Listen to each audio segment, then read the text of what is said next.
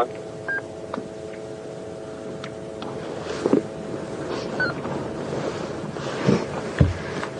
Good morning everyone, and welcome to a chilly, cold, misty, lion-filled morning here at Djuma Private Game Reserve. My name's Brent, I have Brian and the thumb on camera, and we have Alex and Tara in final control. As you can see, I've got my latest fashion add on. It has been very nippy this morning with the mist all around us.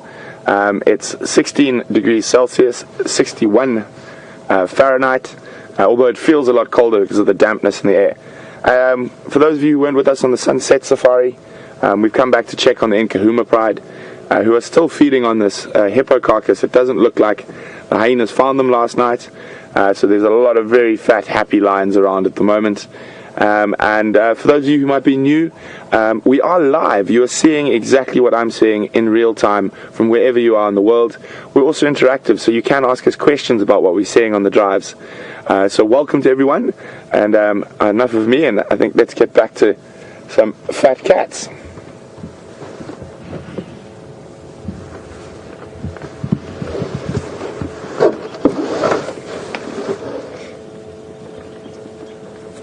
So there were a couple of questions yesterday whether the whole pride was here. They are. Doesn't she look very comfortable?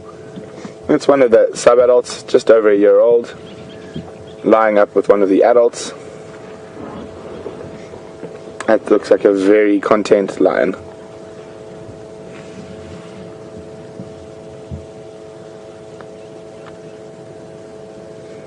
So we can actually see the whole pride from where we're sitting at the moment. So we'll start, there we go. Oh, so much effort to move.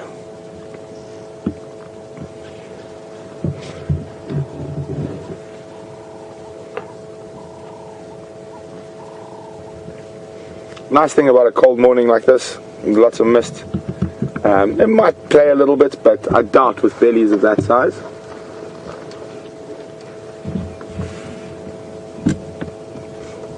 This little one looks like it's going around greeting.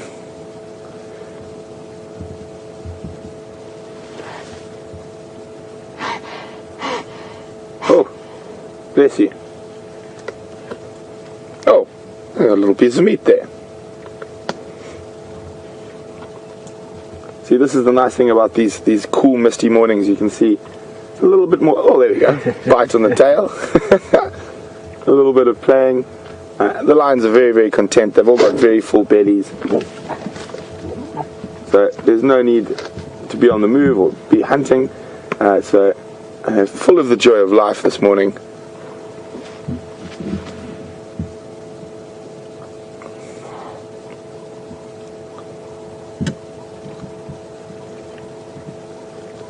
I mean, even from last night, the belly size has increased.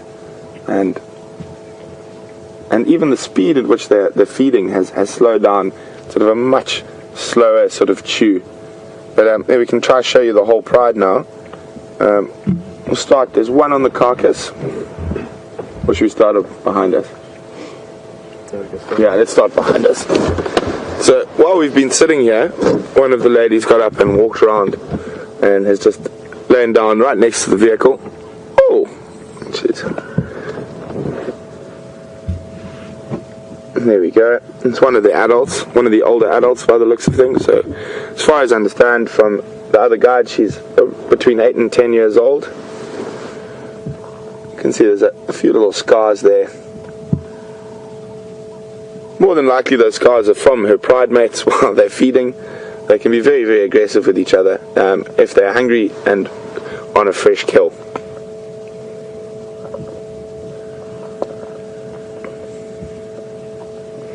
You can just see that sort of belly. Very fat cat.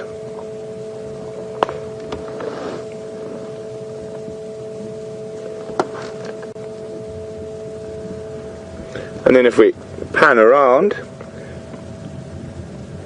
we've got another lioness still on the carcass, still feeding.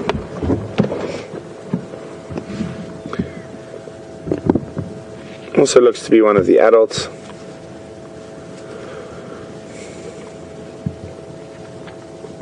Oh, someone else is coming to join. And you see by behavior, it's not really feeding behavior, it's more playful.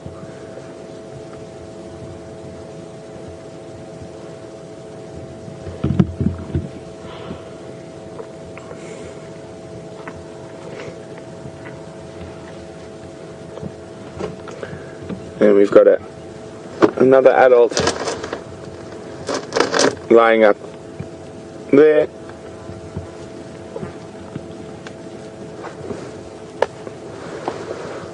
And then just to her left, we have one very fat sub-adult who is fast asleep. And to the left of that, there's another sub-adult a little bit closer to us, lying up behind a little red bush willow. So how many are we on now? 1, 2, 3, 4, 5, 6. And then the last two are lying a little bit further away. And there's one fat belly there, that's number 7, another one of the adult lionesses. And just above you can see that light colour in the grass directly behind her. That's the young males. That's 8. So the full pride is here.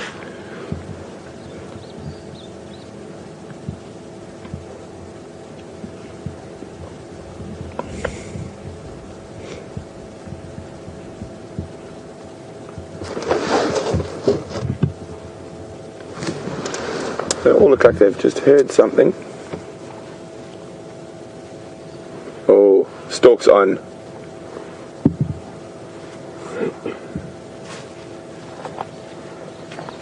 So that's the nice thing about these cool mornings. Happy cats, jumping cats. Just going to move the vehicle. Try to do it quite quickly because they are playing behind us.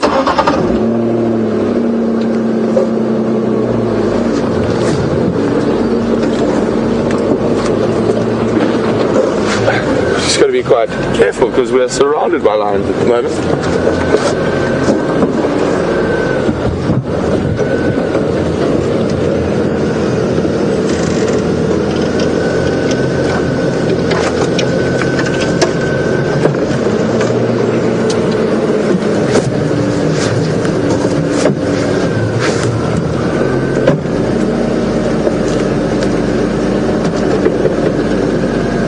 Just moving very, very slowly, so not to give that lioness lying right next to us a fright.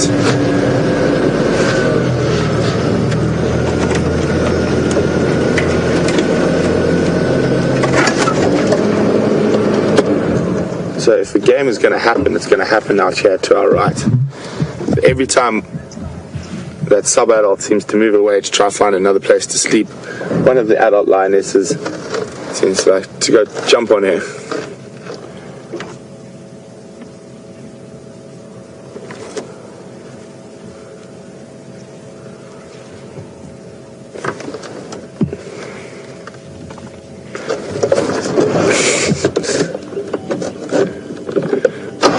It's moving out of our sights again.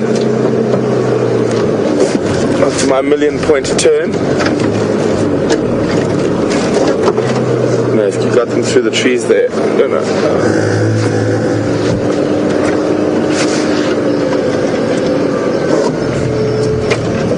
Oh, looks like another one's up to the game. So, in case you guys weren't with us yesterday, yesterday morning, we heard a report of this pride of lions lying up close to our northern boundary. So we immediately came into the area. Sorry, I have a lion traffic jam at the moment. To see if we could find them, and we found their tracks crossing into the area. And we were following the tracks, and we found where they chased a giraffe, and we're trying to figure out where the tracks went from where they chased that giraffe. And Andrew moved into the area to give us a hand looking for the lions, and he managed to spot them from the road. So we came here. This hippo probably killed early hours of yesterday morning, and We think the mother hippo was in the dam. She's probably not there now, but this is a young hippo, probably at oldest around a year old, that the lions managed to catch. And how they would have done it, they would have been, oh, there we go, come on. I think they might go down to the dam for a drink. I think we'll follow them. Oh, there's lots of games going on. Let me just speed up quickly.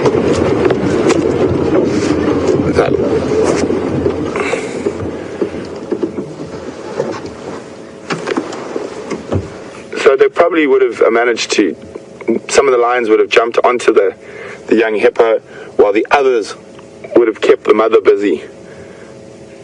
And this is the Nkuhuma pride. 8 animals in this pride. They're probably the pride of lions we see the most on Djuma.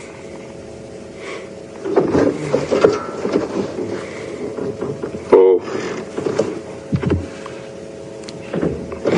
I think they might have a good little bit of a game down when we get closer to the water. So very happy and fat, contented lions. They've been feeding on this carcass for a full day and a full night. Still quite a bit left. I think I'll still be here for this afternoon and possibly even tomorrow morning. Really good spot for them. They've got water. They're less than 150 meters from Buffelshoek Dam. Lots of meat. And this is where, here coming. You can see now, and we've got a beautiful, cold, misty morning. So they are full of the joy of life. Lots of playing and jumping. I think there's going to be a bit more of that as they get closer to the water. Oh, let's see, we have so they're heading down to the dam. Here we go.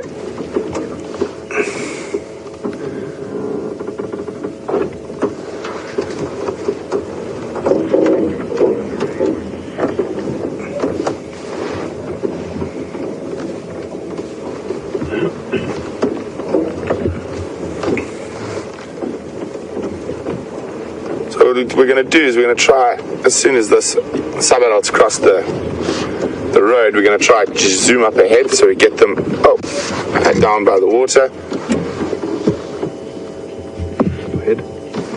Where?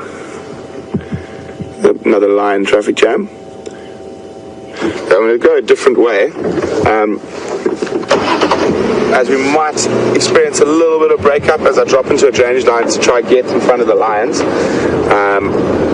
Or maybe we can, let's avoid the drainage line, let's try go through here rather.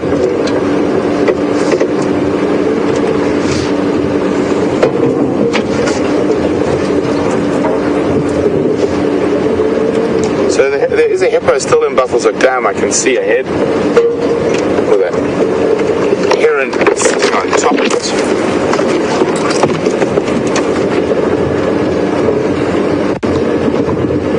Come down for a drink.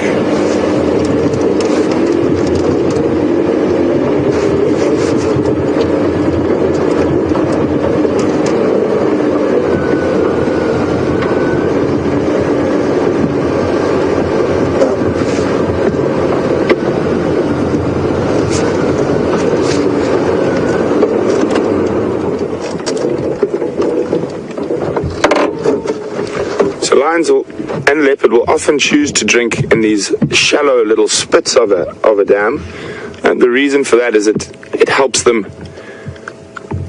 protect themselves from one of the other super predators out in the African bush, the Nile crocodile. It would be quite hard for a crocodile to approach a lion at this part of the dam, whereas they drank off the main part of the dam wall. It would be much easier.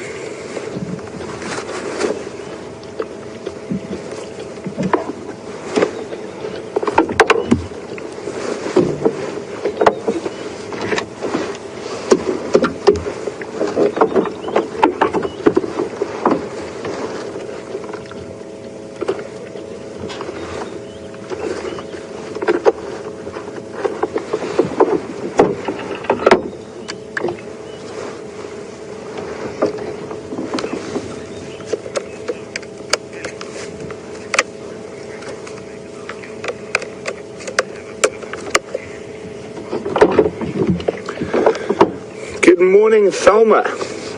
Welcome on the Sunrise Safari.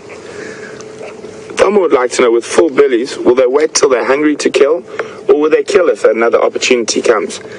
Thelma, they would definitely kill again. Oh, Brian, just go up. There's a big game about to happen. So you can see that lioness is stalking the other one. That is the sub-adult that's coming down. This could be fun.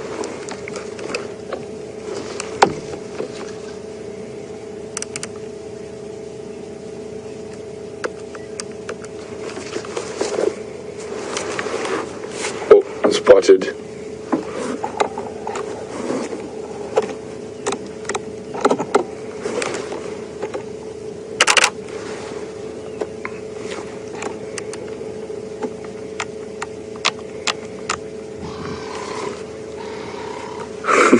Sitting down to avoid the attack.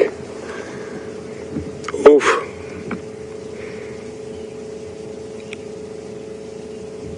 Let's see if the interest holds.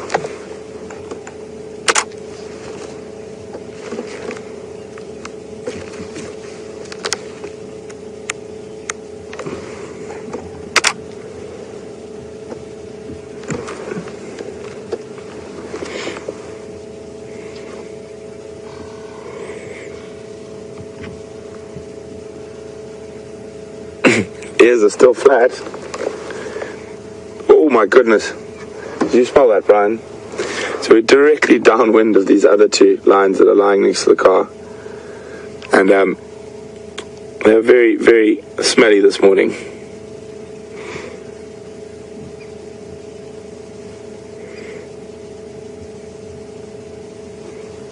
So that the stance is still there.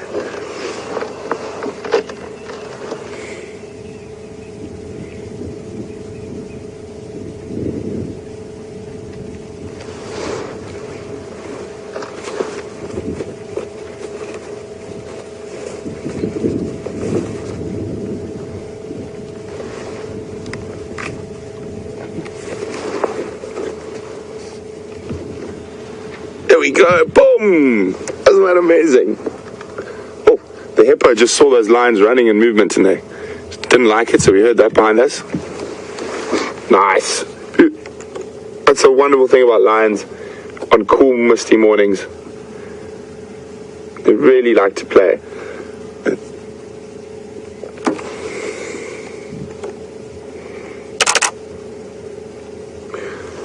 So guys, if you hear that click, click, click, that's just my camera.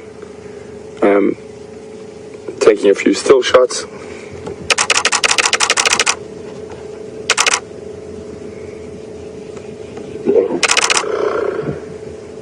You can hear every time those lions play or move, the hippo doesn't like it.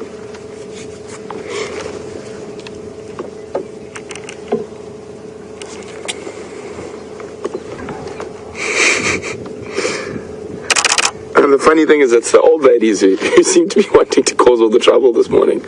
It's not the young sub-adults, it's the adult females that are starting the play.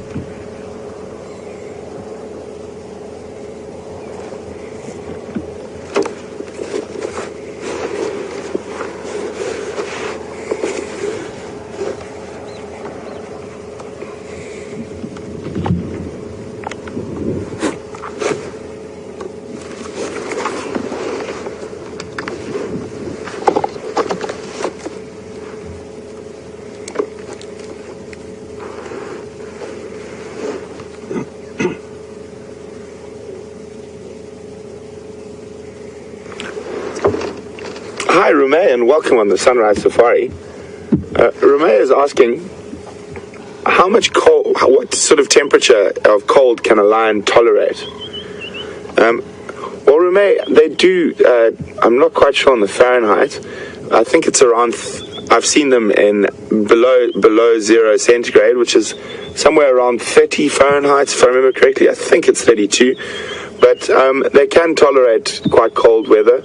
And in certain parts of Africa, like in the deserts and that, where the temperature does drop well below 0 centigrade, you do find lions. So they can tolerate cold weather. I don't know how well they would do in snow.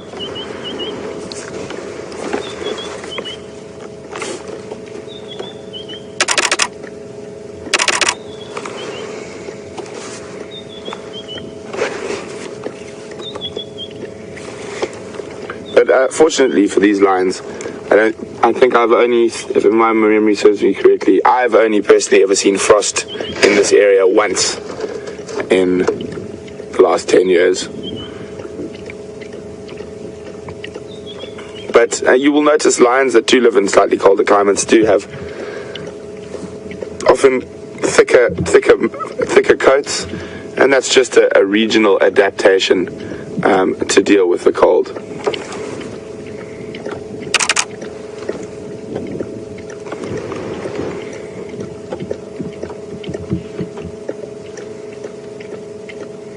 Thirsty. Nothing like a bit of smelly Buffalo's Hook Dam water to wash down a hippo. I reckon, I probably think these dams now as we go into the dry season, but definitely later in the dry season, are almost more elephant urine than water, and buffalo urine and hippo urine. But for a lion, that's as good as a really, really nice glass of wine.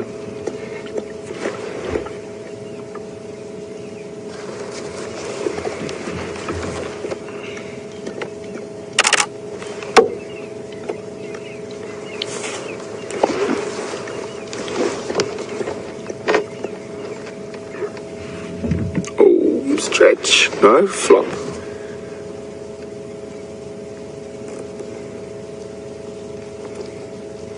I'll add some lion urine to the mix. Let it ferment for a while. Gotta let it age correctly. Buffalo's Hook Dam water.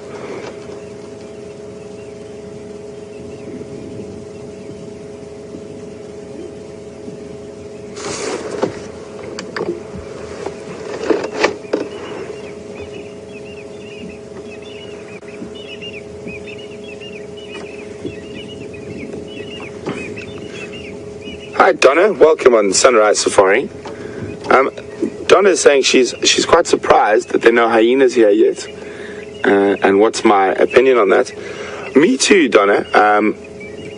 Although the hyenas, I found out from Scott yesterday, have moved dens to a den further from here. So maybe they just didn't come through this area, and there hasn't been much wind. So the smell hasn't permeated, and that kill's very fresh. So even though if you're right close to it can be a little bit smelly, I don't think that scent is traveling for a long distance.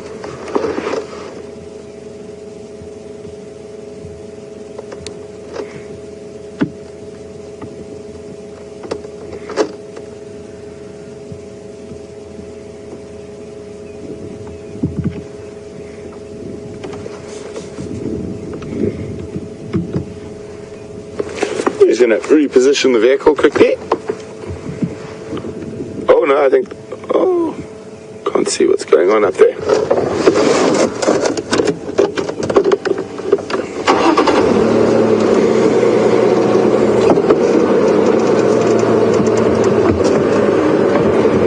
We'll have a quick look across to our left.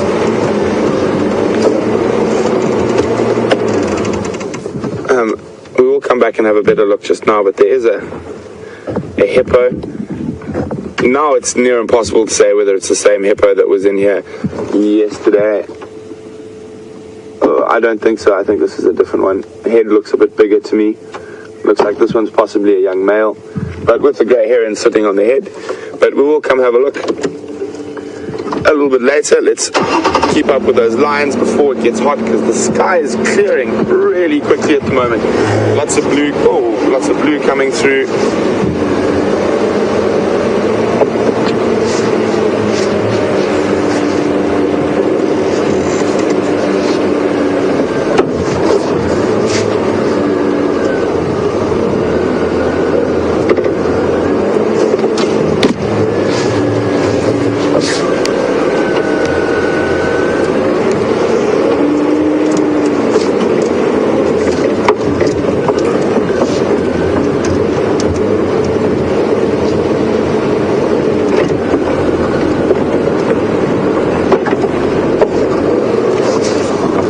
these two sub-adults are probably going to start walking up, and what happens with lions is that quite often when they're moving like that, the others will lie in ambush, so they'll be waiting to pounce.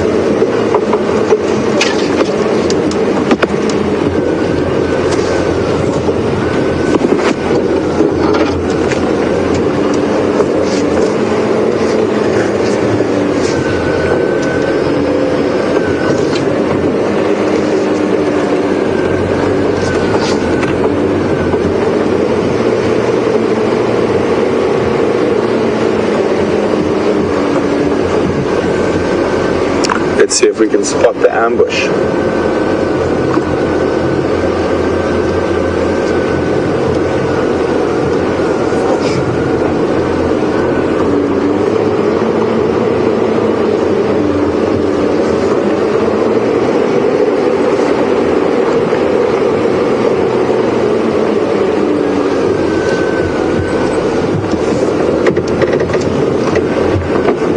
Hi Billy Joe, welcome on Sunrise Safari. Billy Joe would like to know, weren't there originally 9 members of this pride? Billy Joe, as long as I've been here, I've only known the Nkuhuma pride as 8, but I do know that they did have a 9th member before I arrived. The thing with lion prides is their numbers do fluctuate quite a lot. There we go. These lions are really worried about the smell. I mean, she's even burying her feces, just like your domestic cat would with a litter box, although lions don't actually behave like that too often. I know this pride has had some epic battles with hyenas before, so that might be a reaction to that.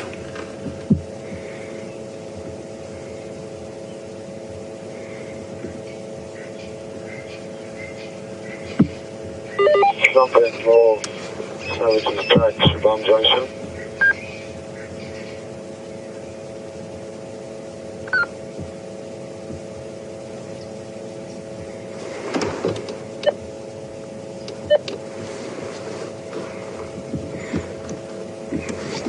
Just wondering whether she might go down to the water. I don't think she's the same one that was. I think she might be the one that's feeding, not the same ones we were watching earlier.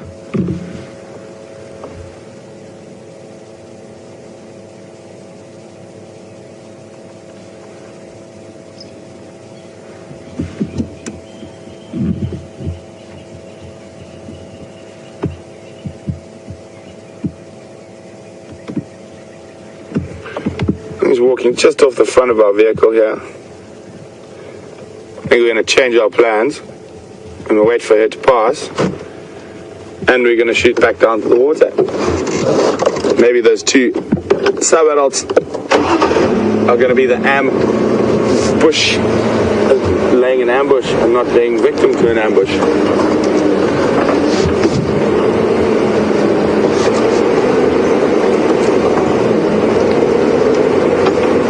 Guys, I think we're just going to have a quick look if they play when this next lioness gets down to the water.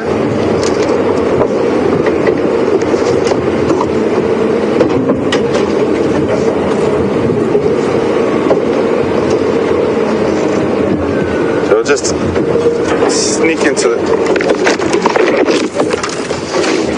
stand by here. Maybe slide forward a little bit more.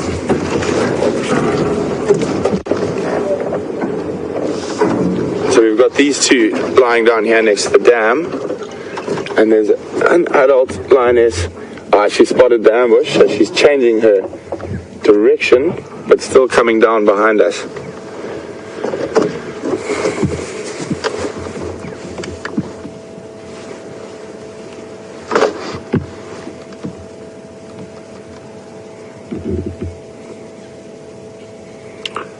Hi Bonnie, welcome on the Sunrise Safari. Bonnie would like to know, would they leave the meat for the other predators, or would 1 or 2 always stay around? Bonnie, lions are not going to leave the meat for any other predator. They might leave some scraps that a hyena might be able to take advantage of. There we go.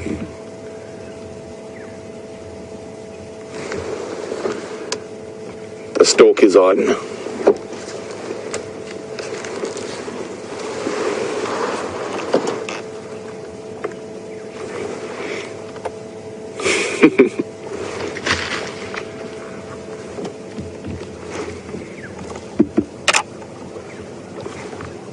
To submissive behavior there, ears flat, trying to keep the head down. Oof.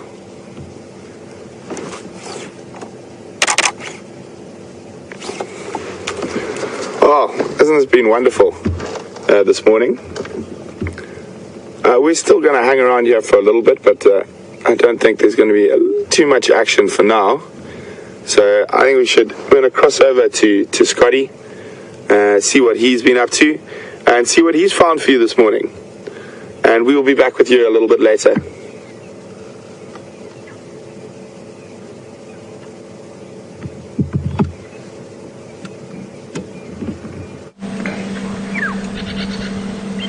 Well, good morning everybody, and as you can see, Vim and myself have stumbled upon a beautiful herd of elephants. It's quite thick around us, so I'm just going to wait a few moments. There are some approaching from in front of us and we should get some great views of them. And we just have to be a little bit patient, but I'm sure you're all going to be very happy to take some time off from what sounded like a cracking start to the morning with Brent and some playful Nkuhuma lions. So very happy that they've been providing you with some entertainment, as lions can sometimes be extremely lazy, especially if they've been feeding on a large quantity of meat, as they have been for the last 24 hours. I am just going to reposition ever so slightly. And this looks like a large herd of elephants. I'm not sure if it's two different herds, because one seems to be heading off to the west and this other herd seems to be approaching from the south. But time will tell, and we'll see how their behavior changes in the next couple of minutes and whether they all follow one another.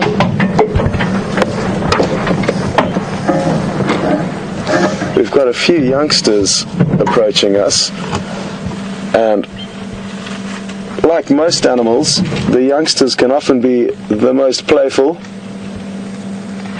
and there's three of them that appear to be having some sort of fun. I'm not sure what they're doing.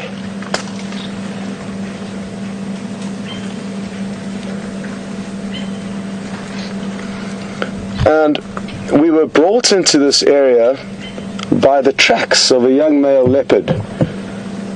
Also, thank you very much for those of you who sent through the reports of a leopard that was seen on the Djuma 24-hour waterhole camera at 5 a.m. We found his tracks at 6:30 heading away from the dam down Philemon's Dip, and followed his tracks, which continued down the road but then veered off into a big block, but his general direction was towards Treehouse Dam, so we went past the dam. He didn't appear to have popped out, and then we heard these elephants feeding nearby, so we decided to come and sit with them, and while we sit with the elephants we can listen. Sorry, go again, Andrew.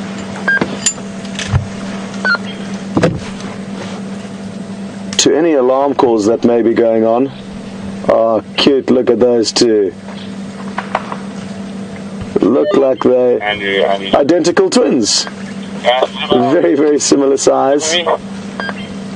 It is very uncommon for elephants to have twins, so that's not likely. Same position, coming of Louisville on Savage's track, junction with Philemon's cut line. Okay, good, thanks.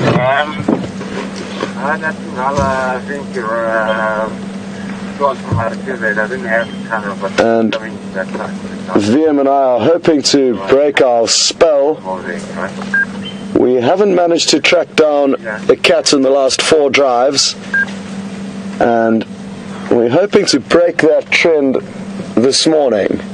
We were really excited following these fresh male leopard tracks, but the excitement soon dissipated when his tracks veered off the road, and he could be doing anything in one of these bushy blocks. He could be sleeping, he could be hunting, he could have already made a kill. I'm hoping that he will continue towards the dam though, and that's where we're going to intercept him shortly, I hope. Failing that, I may have to spend some time on foot off the road and see if we can't find him.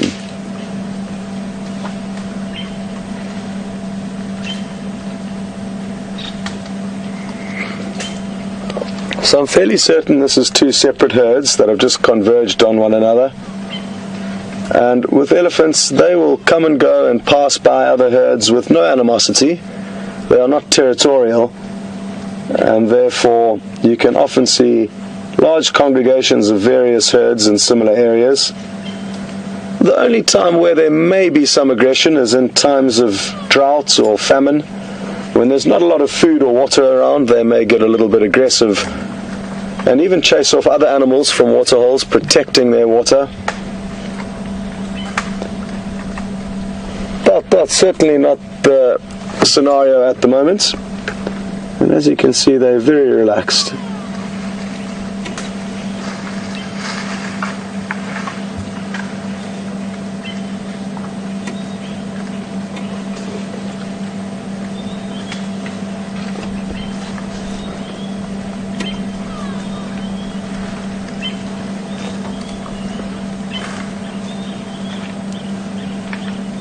Every few seconds I am just stopping and really focusing on listening as intently as I can for any signs that could lead us to some action.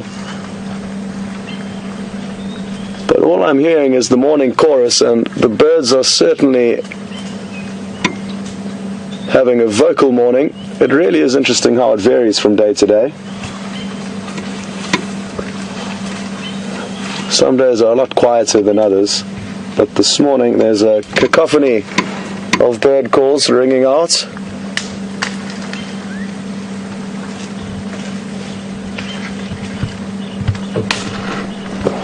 Well, there's just one other group of ellies approaching from in front of us, and they are heading straight towards us, so we're going to spend a few more minutes here for certain. Thereafter I may shoot back towards Treehouse Dam just for a quick inspection, and we can always come back and rejoin the herds of elephants. But I am very, very interested in trying to find this leopard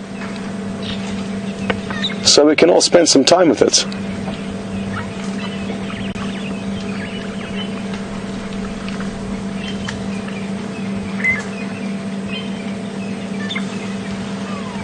It's always entertaining watching young elephants try and understand and learn how exactly to use that trunk of theirs. It's an incredibly intricate part of their anatomy, and there are hundreds and thousands of different muscle fascicles that allow the trunk to bend and twist every which way. And this takes the youngsters some time to get used to.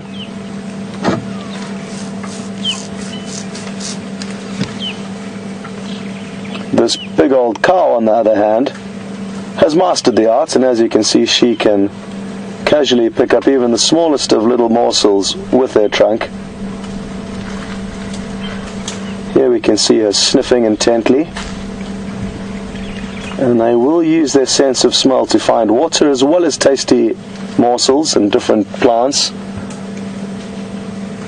I think she's heavily pregnant. You can see she's lactating, and her mammaries are extremely enlarged between her front legs.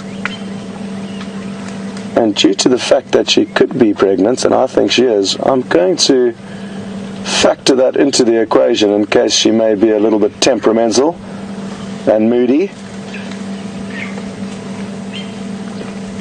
And And it's a very long gestation period. It's 22 months that they carry their young for before they give birth. Oh, look at that little baby back there. Cute. Interestingly enough, it appears like another cow has come in and almost chased that one away. So maybe I was wrong about elephants and not being aggressive to one another this morning, because this cow holding her head up with a branch in her mouth is the one that chased off the cow on the left of your screen. For one moment I thought it was us that the initial cow was nervous of, but it was some kind of a dominance display, possibly between two matriarchs.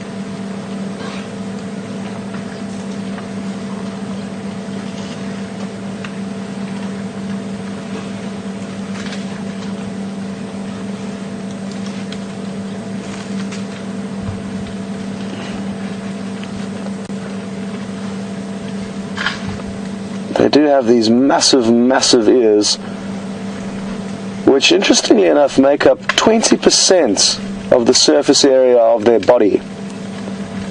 It's a hard sum to believe, but the fact that the ears are double-sided obviously contributes greatly to that.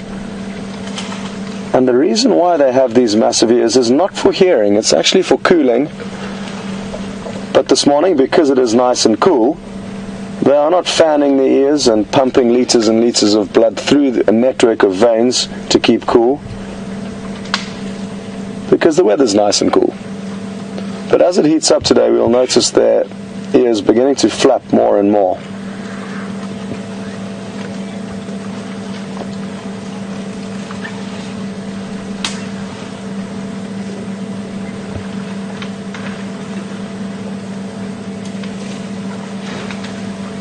I'm thinking of repositioning. I've got a very good idea of which direction the elephants are moving in, and we are going to be able to get back onto the road, check out what's happening at Treehouse Dam. Hopefully this leopard's going to be there. Failing that, we'll come back and rejoin the elephants.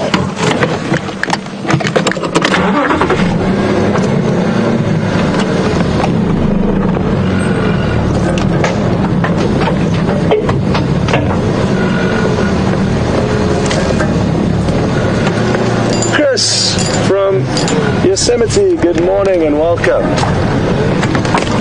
Chris is interested to know whether baby elephants will use their trunks as a pacifier, and they will. I have seen young elephants chewing on their trunk. It's either that or they're just holding onto it to prevent it slapping them in the face as they run from side to side. As when they are very small, they do sometimes seem to lose control of their trunk as they trundle through the bush. So yes, I think that certainly is the case and is possible, but it varies on the individual, much like humans.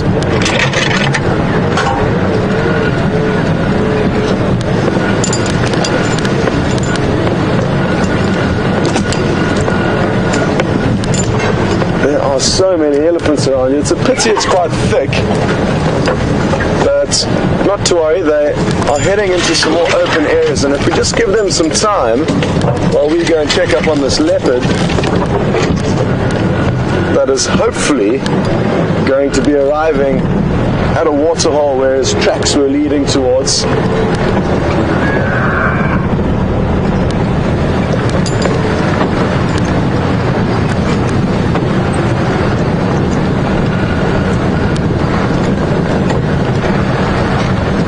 This is actually too good to be true. We're going to have to hold off on the leopard hunts, as these elephants are all about to come through a very large open area. So I just want to get us into a good position.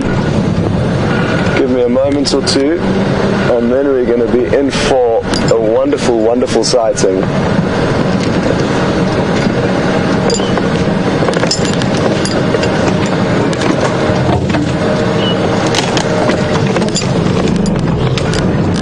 I'm guessing there's about 25 or 30 elephants that are making their way directly towards us. And we just have to be a little bit patient and allow them some time to come through a small belt or band of thicker vegetation before we enjoy a great sighting of them.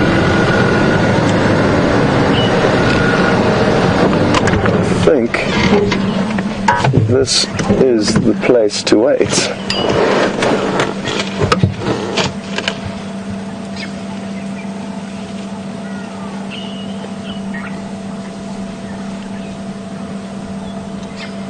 Now I'm watching this female as she approaches, and I'm watching her tail. She's actually got a very, very hairy tail. But I'm not too interested in the hairs. I'm interested more in the way she holds that tail. Because if they hold it up horizontally and kink it as they approach, it means that they may be a little bit uneasy. But hers is hanging down and she appears to have calmed down. But there was an initial little kink in her tail, which is a great behavioral indicator. Well, this is going to be an absolute treat. There's so many elephants on their way past us. Not a worry in the world. She's got a beard. She is an exceptionally hairy elephant, this lady. She's got a beard and one of the hairiest elephant's tails I've seen in a long time. We'll show you some others so that you get a comparison. Having said that though, this whole herd seems to be going to a very good hairdresser, because either that or they're very healthy, because they certainly are a hairy bunch.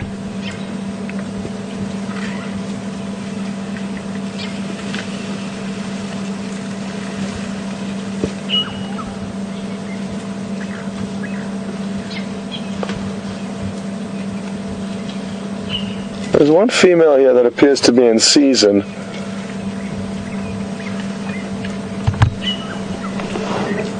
You can tell this simply by looking between their back legs, and as she walks off, VM's panning onto her now. You will notice that there's a little bit of moisture down there, and that is an indicator that she could well be in season. So I'm wondering if there's going to be any large bulls following, and I think I may have just seen one. So we just need to be patient, but I'm fairly certain there is a bull approaching from the left. Don't be confused by this big old cow. She's a beautiful old lady, this. I'm guessing that she's old because you'll notice the temporal dents above her eyeballs are very pronounced. Now, the deeper those dents become, the older the elephant is said to be. Like humans, a lot will depend on the individual, but you can almost relate it to humans and how we age. She's got a tiny little girl following behind her though, or was it a boy? I'm not too sure, but let's see if it gives us some attitude. I think we could be in luck. It seems to be getting ready. Uh-oh, hello. Come on, come and chase us. No, not worth it. Certainly thinking about it. Come on, come on, come and chase us. Come on, keep coming. Keep coming.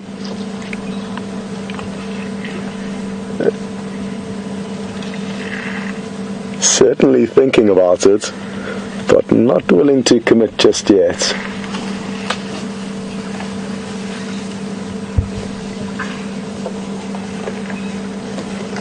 Well, aren't they such wonderful, wonderful creatures? And here's a bull. It's not a very big bull, but let's see if he gives us a bit of attitude. Hello, boys. Good luck with the lady, if that's who you're pursuing. I think he's too small though to realistically mate with that female that appeared to be in season. Oh, I could be wrong, but maybe she's just coming into season or going out of season, and the bigger, more dominant bulls have already come or are potentially on their way.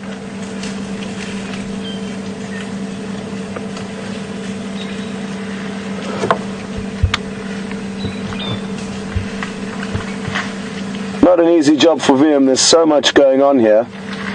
And that, coupled with the fact that the vegetation is very thick, is making for some testing camera work.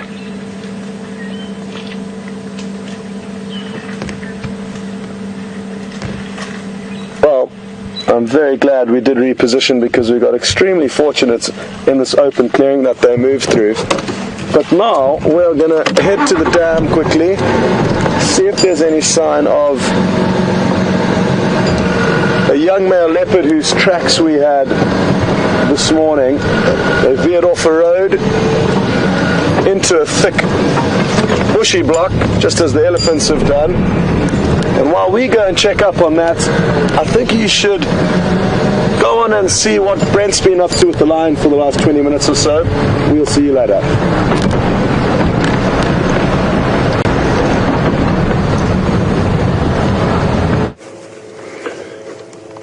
Welcome back, everyone. As you can see, Nkuhuma prides finished their drink and they've moved back on to feeding on the carcass.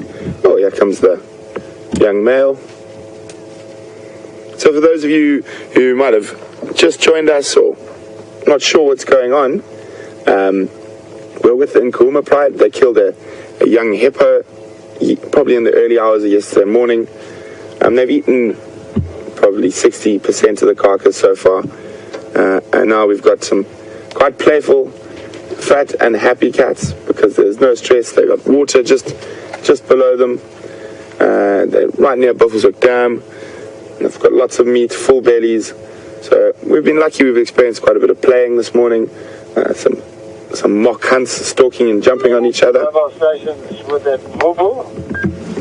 Sorry guys, I just need to take the radio. Go ahead. Are you with Nkuhumas or are they not there? Nkuhumas are still in the same position. There's one station here, one making their way. You're more than welcome to become the third. Thank you. I'd like to make my way. I'm approaching Buffelshoek Dam. Copy. You can move straight in.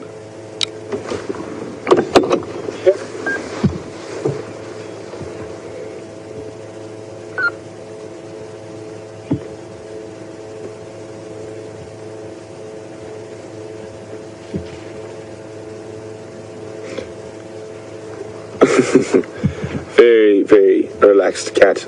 Almost using the hippo carcass as a pillow at the moment.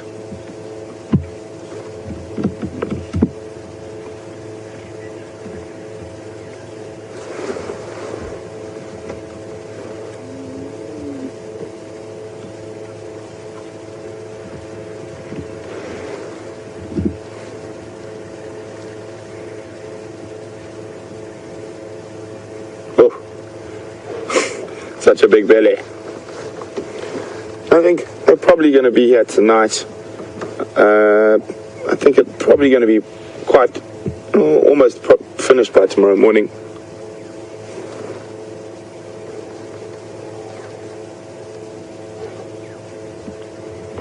But hyenas definitely, if they smell this, there could be some serious action going on.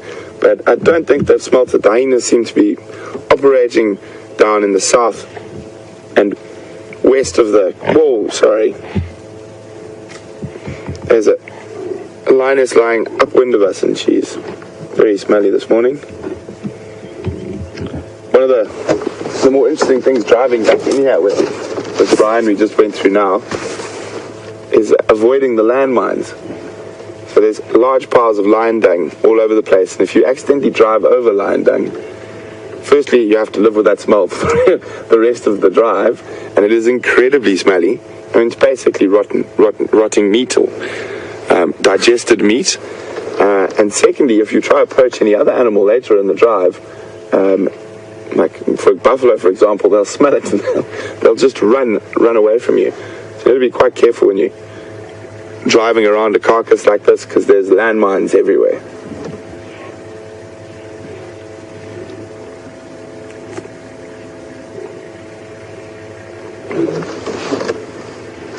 Smack on the nose.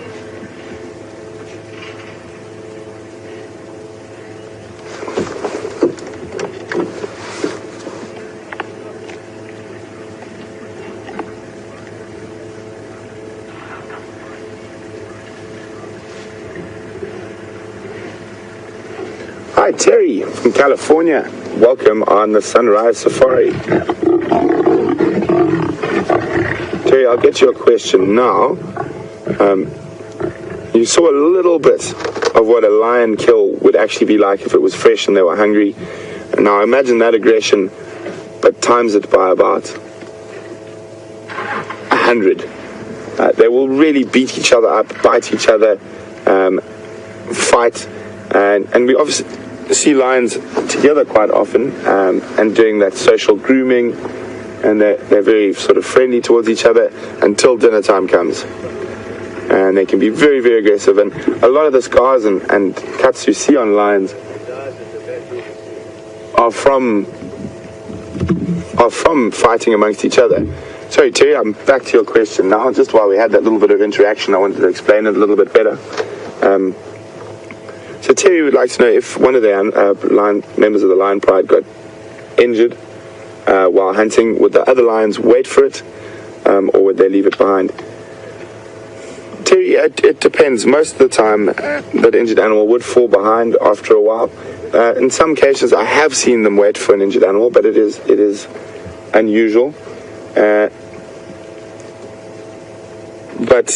what would happen is that the way that animal would recover is by catching up with the pride eventually and being able to feed off a carcass that the pride had killed.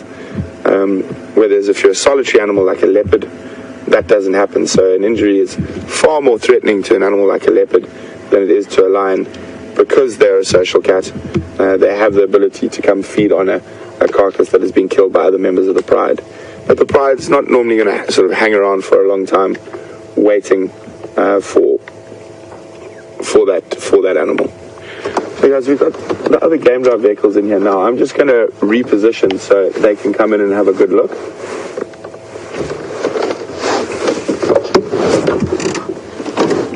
Where's that other?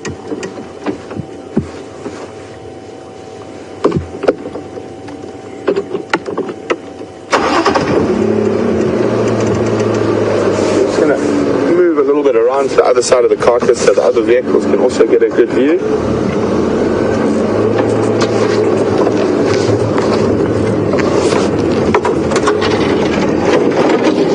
Brian, you watching for landmines?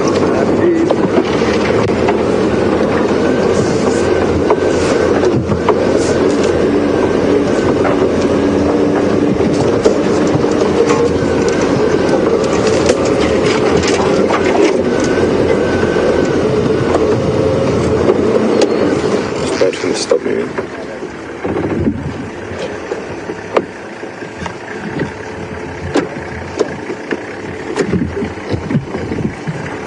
So we've had these lines all to ourselves for so long. We're just going to let some of the other vehicles come through and get a nice good view. We've still got a good view from where we are.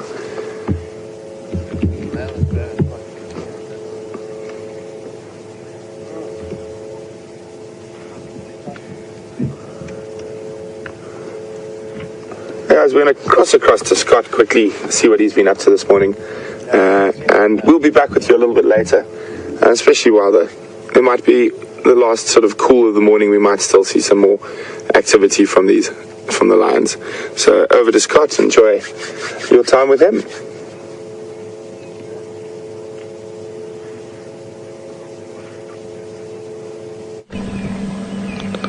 Welcome back, everyone.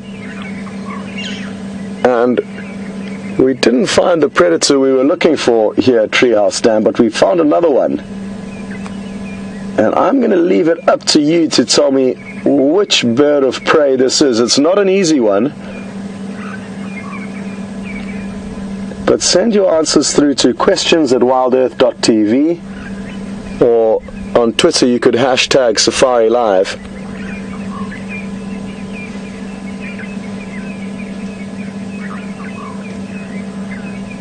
Now, it appears to look quite intent on hunting, and that is why Vim and myself have decided to stay here. It's something that I certainly have not shared with you and only seen on a handful of occasions, this specific bird of prey catching its food. And we're taking a little bit of a gamble by sitting here it allows us to hopefully see this bird hunting, but it also allows us to stop and listen and be quiet. And hopefully the bush will be able to tell us where a young male leopard is that is certainly in this area, but there are so many hiding places that we can't work out where exactly it is.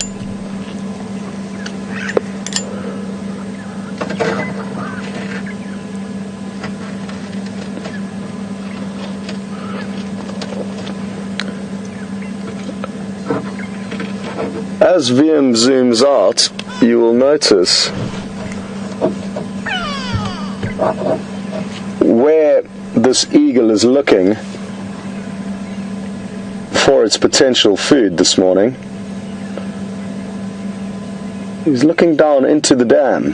Now that's going to help you to identify which bird it is. So if some of you were battling to identify it, this will certainly be a big clue in helping you to establish which bird of prey it is.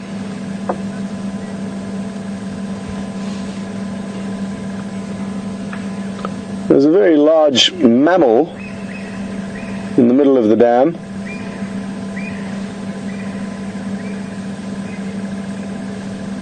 But we cannot see very much of it at the moment.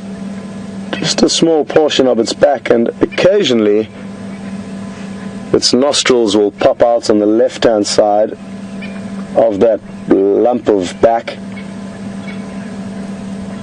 And that's where this hippo will spend the whole day relaxing.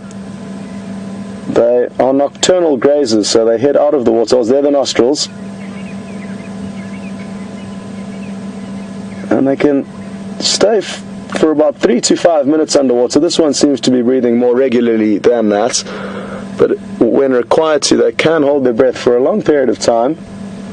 There's not many humans who can hold their breath for 3 to 5 minutes, that's for certain.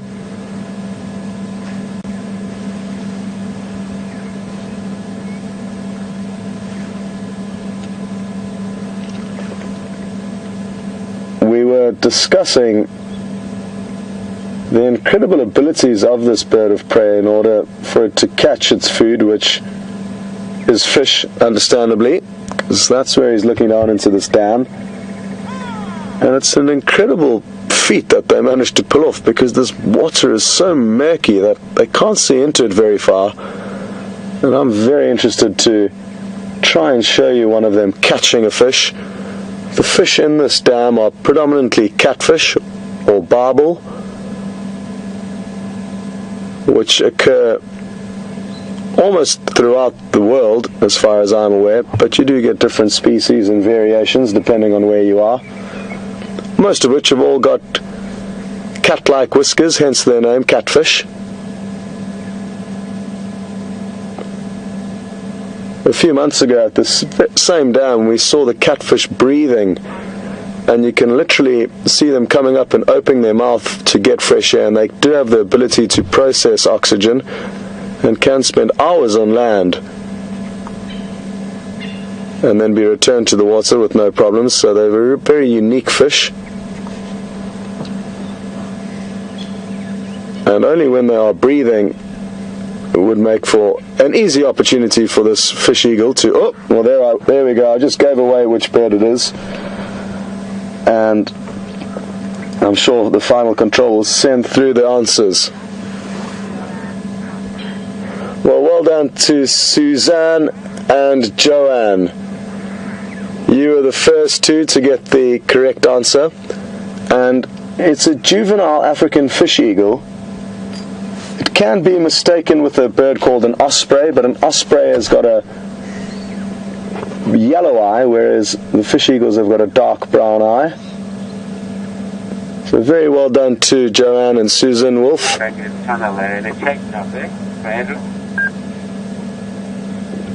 Because it's not an easy bird to identify, and they'll take about 4 to 5 years to get their adult plumage. And some raptors and birds of prey take even longer than that to get their adult plumage, so it's a long period of time that they fly around in their juvenile clothing.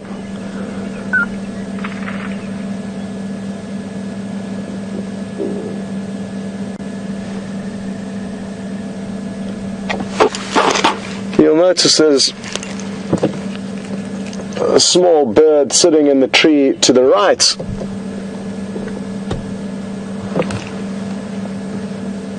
Of the fish eagle, and there's a few of them.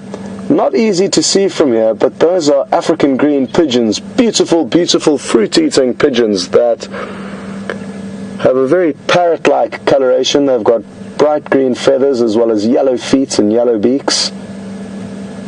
And as we go deeper into the winter, we will get better and better visuals of these birds, who are renowned for lazy mornings, sunning themselves in open trees. In the summertime they are actually quite secretive and you don't get to see many good views of them, but the winter will provide us with some great views of these birds.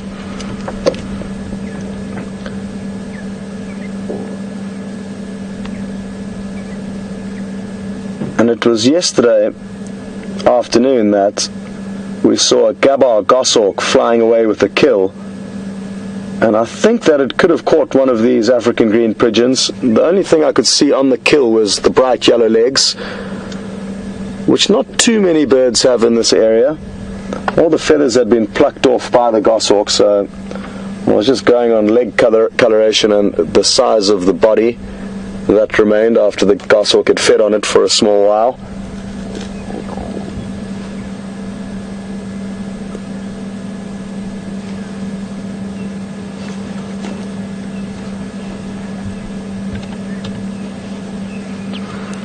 Well, the tricky situation that Vim and myself found ourselves in now is there certainly is a chance that this eagle will fly down and catch a fish, but how long that will take, I certainly don't know.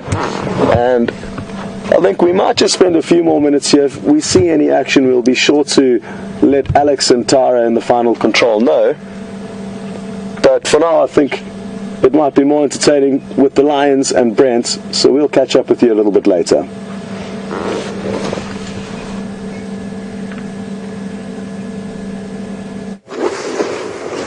Welcome back, guys. We're still sitting with the Nkuhuma Pride. There's 3 of them feeding, so there's a little bit of growling and that going on, so a little bit more interesting than it was earlier when there was just the single animal feeding. So we're going to keep an eye on them. The young male's in there, so he's trying to hog as much of the carcass as possible, sort of using his large size. And he's not even eating, he's just sort of putting his body in the way to stop the others eating from the position where he is.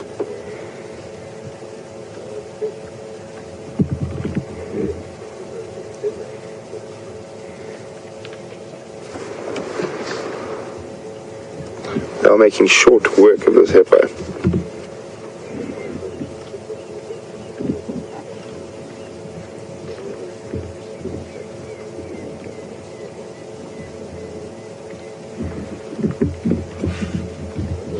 He's given up the defense of that corner.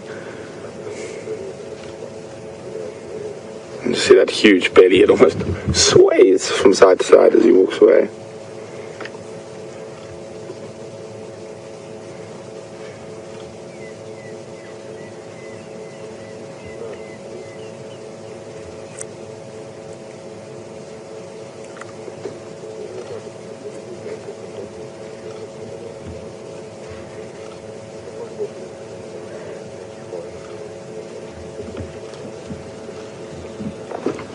See us there.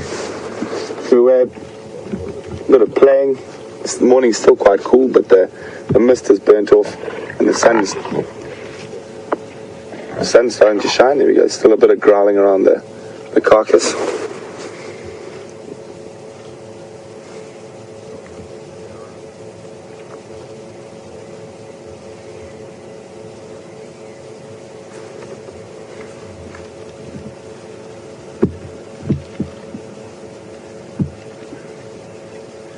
There's another lioness coming in. See if she makes it all the way before. I don't think so. I think she's going to flop before she gets there. Doof. There's a bird call going in the background that one of my favorite bird calls. I don't know if you guys can pick it up on the mics, but you can hear it. And to see if anyone out there can remember what bird that is.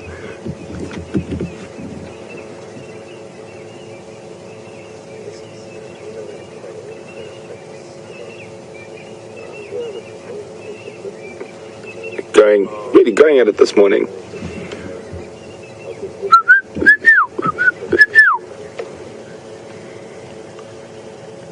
So if you guys recognize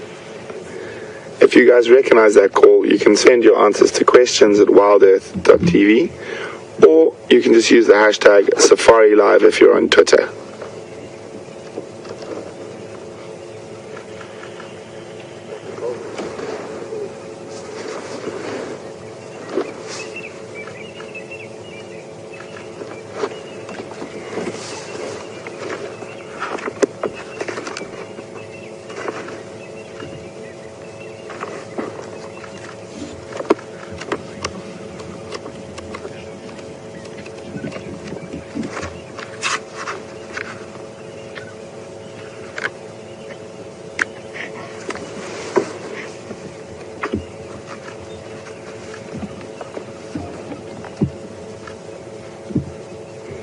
One of the more beautiful birds in that family. Oh, they're really going.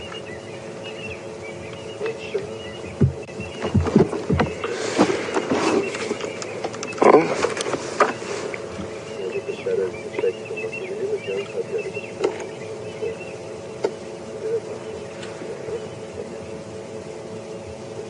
Nice beautiful light coming through. The sun's burnt off the mist, and the clouds are dissipating at a rate of knots.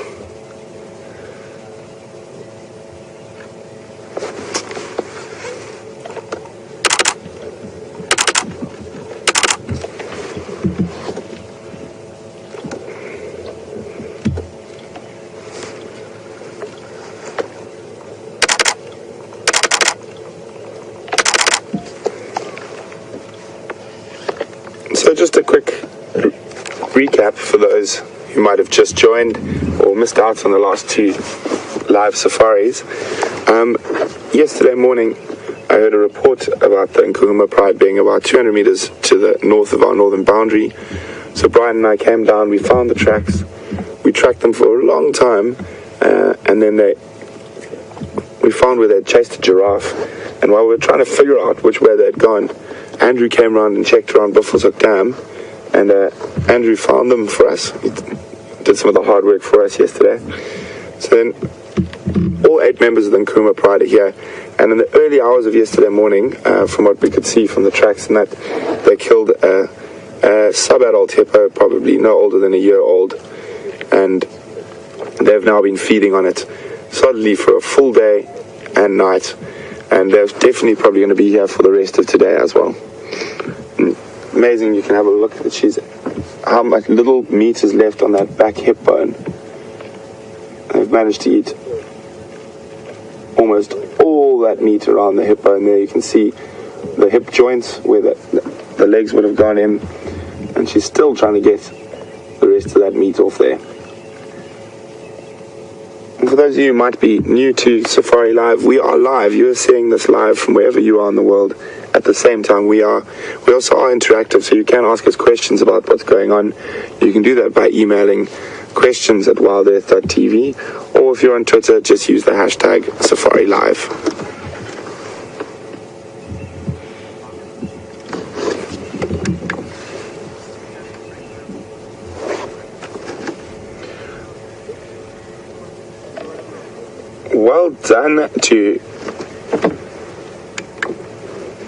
Well done. Seems like someone's got the...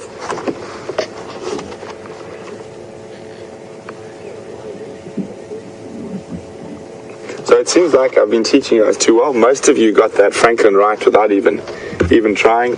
It was a Shelley's Franklin, my favorite Franklin in this area. Let's have a quick look there. Number 3, very, very beautiful Franklin, but probably one of the more difficult with the Koki to see in this area.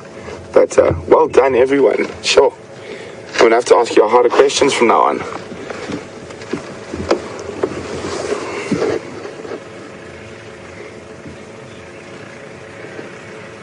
And it is such a good call. To drink a beer, to drink a beer, to drink a beer.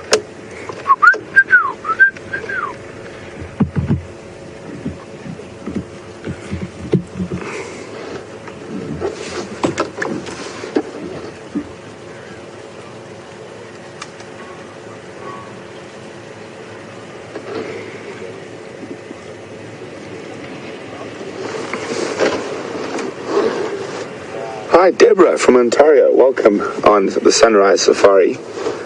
Deborah's asking, do hippo get TB like buffalo?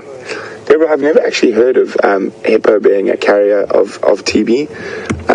So I don't think so, but I can't be 100% sure. For those of you who might not know why we're talking about TB or tuberculosis, the buffalo populations in this part of southern Africa are all carriers of bovine TB, and lions can contract a sort of modified version of feline TB from feeding off those buffalo carcasses, and that manifests in different things. And you can, we can't really see it now, but one of the subadults has got a sort of large growth on her elbow, and that is one of the ways TB manifests in large felines.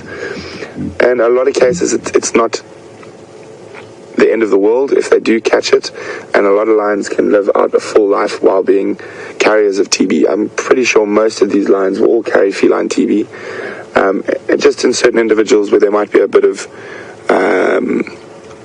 not quite as strong or in as good condition when they're young, or when they're old, that TB can manifest and end their life prematurely.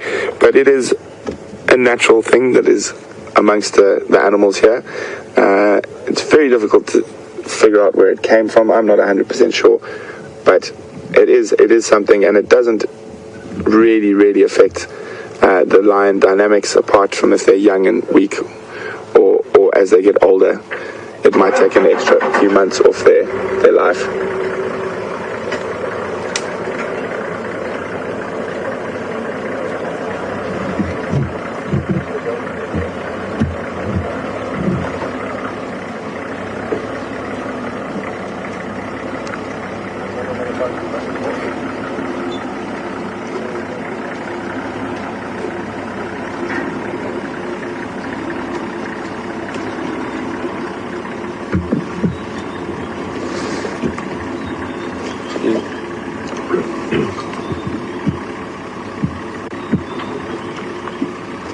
So they've eaten the majority of that hippo, so probably a quarter left around the neck and head. I'm sure they'll get stuck into that during the day as well.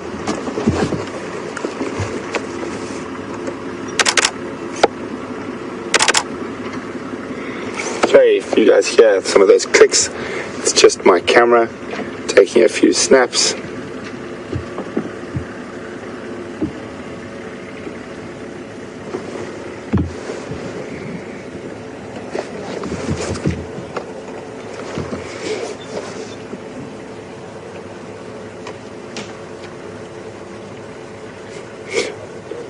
Being moved, was trying to sleep next to the carcass, but now with the pulling, sort of got a rude awakening.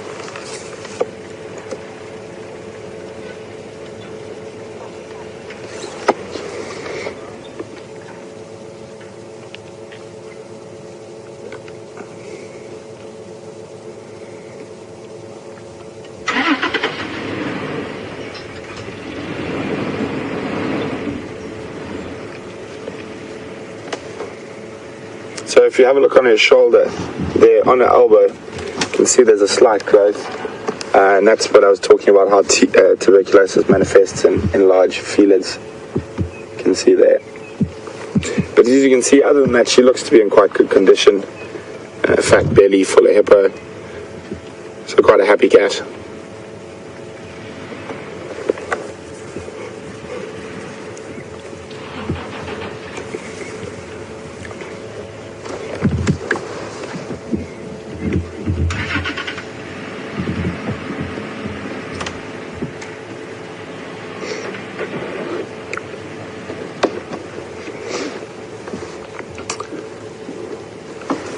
Hi, Anna Marie.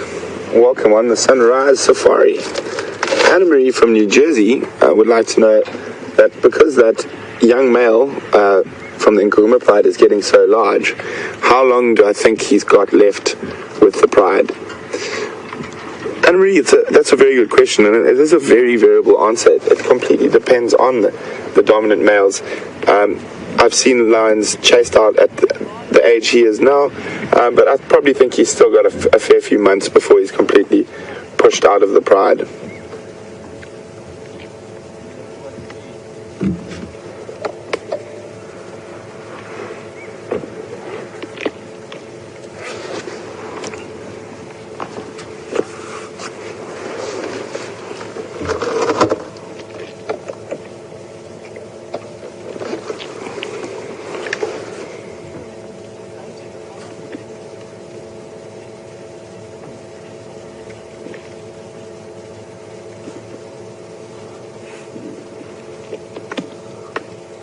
Can you hear them crunching? The lioness at the back looks like she's chewing through the rib cage.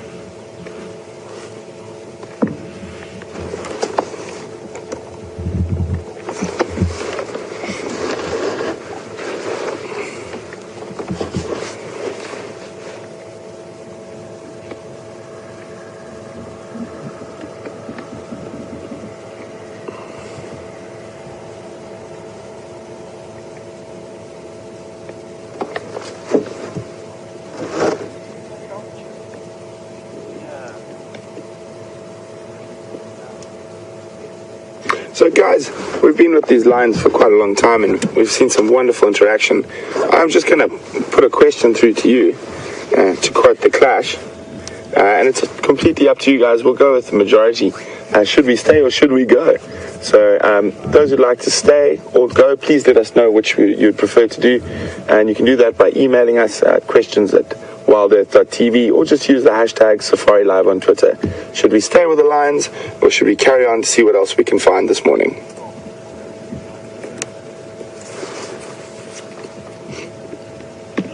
It is getting a bit warmer now, so a lot of that nice activity we got in the early morning mist is probably done for the day. I think for the majority, the rest of the day, they're probably going to be very, very static. Flat cats.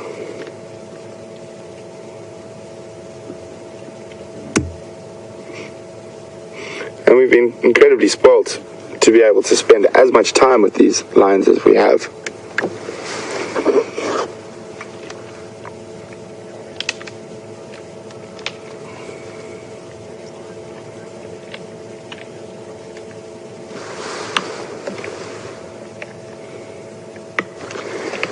Hi, Catherine from Texas. Welcome on the Sunrise Safari. Catherine would like to know, do lions contract feline leukemia?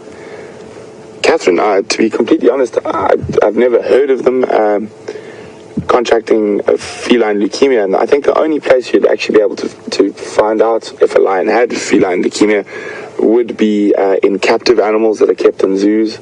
I haven't spent much time with captive animals, so I'm not actually sure, because in the wild there's been quite a lot of research done on the TB, but I don't think I've heard any research done on leukemia in lions. I'll have to ask you guys if you can find anything on the internet, if there's any record of leukemia in lions, and please let me know, and you can do that by sending an email to questions@wildearth.tv, or you can just use the hashtag Safari Live on Twitter.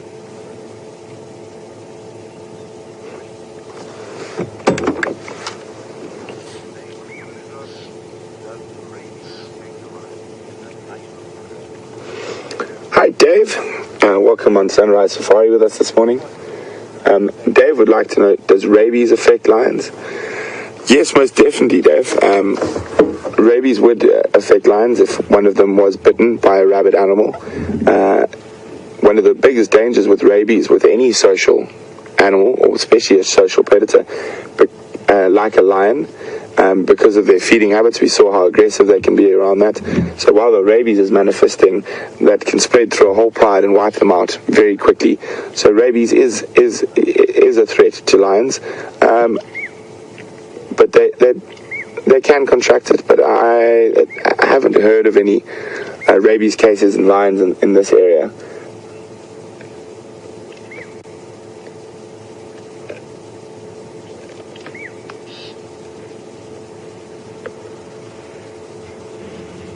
Unfortunately, if there was a case with any of our animals here, if one was found with rabies, because rabies can spread so quickly, and especially among social predators, we would unfortunately report through to the reserve, and they would euthanize to stop the spread of that disease through to the rest of the population.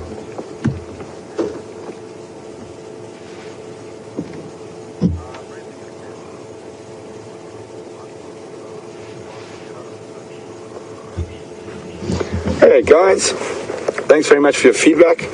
We've had such a wonderful morning with the lions. We're going to go see what else we can find now.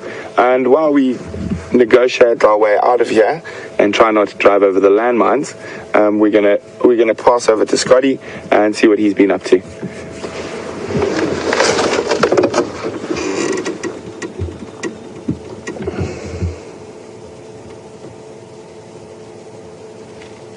Well, welcome back, everyone, and I trust you are having an entertaining time with Brent and the lion. We have had no joy in finding any other action since we left the Fish Eagle. It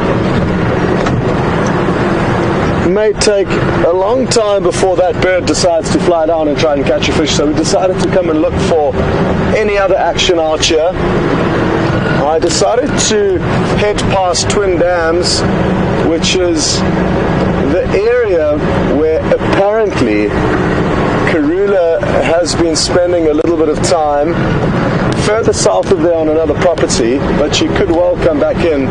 And for those of you who weren't on yesterday's Sunset Drive, I did get an update from Roy, one of the guides at Arathusa, that he's confident that he saw suckling marks where Karula's cubs would have been nursing around her nipples. Now, with information like this, obviously it's very exciting, but I prefer to believe it when I see it personally, and that's why I headed there in the hope that we'd be able to find Karula, the female leopard. Either way, good prospects though, and won't it be wonderful if she does have cubs? But we didn't find any tracks or sign of her, and we are now slowly making our way back into the area where we last had tracks of a young male leopard who was apparently seen drinking at the Djuma waterhole, and some people were lucky enough to see that. And we got an update from you, and thanks very much for that update on what was seen at the waterhole. It had an hour and a half head start basically. Probably an hour. We got mobile out of the camp at about 6, just after 6, and it was seen at the dam at 5. And in that period of time, a leopard can move a long distance. It could quite also very easily be asleep somewhere to our left, and that's where his tracks set it off. It was coming down this road towards us, and then just up ahead of where we are now, they veered off to the left. Now, that would, in all likelihood, that direction would take the leopard towards Treehouse Dam, where we've spent a lot of time this morning, and there have been no alarm calls and no tracks of the leopard coming out. So now it's time to try and search deeper into this block, but I'm going to do one thing first, and I'm going to loop around every road that encompasses this block to our left. It's quite a big block, but the leopard is here somewhere.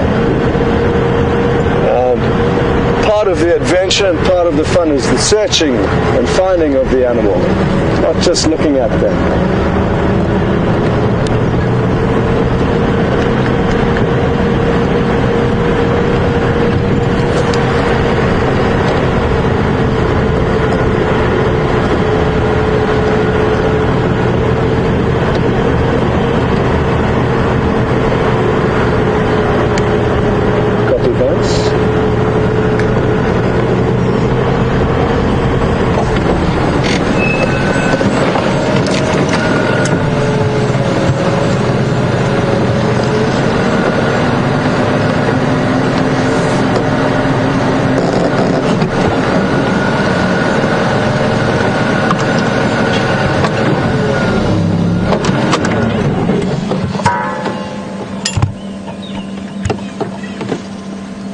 been having a lot of luck with this beautiful eagle.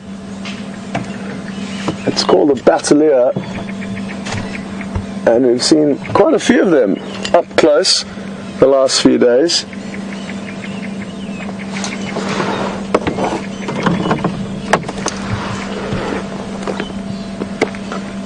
They can often be associated with carcasses and kills. In this case, however, I simply think it's taking some time to warm up and wait for the hot thermals to start rising off the earth before it starts searching for its next meal. They typically perch themselves in more comfortable trees like this with no obstructions and no foliage when they are relaxing. However, if you were to find them in a tree with leaves and branches, it would be more likely that it would be perched in that less comfortable tree for ease of flight, due to the fact that it would be drawn to a kill.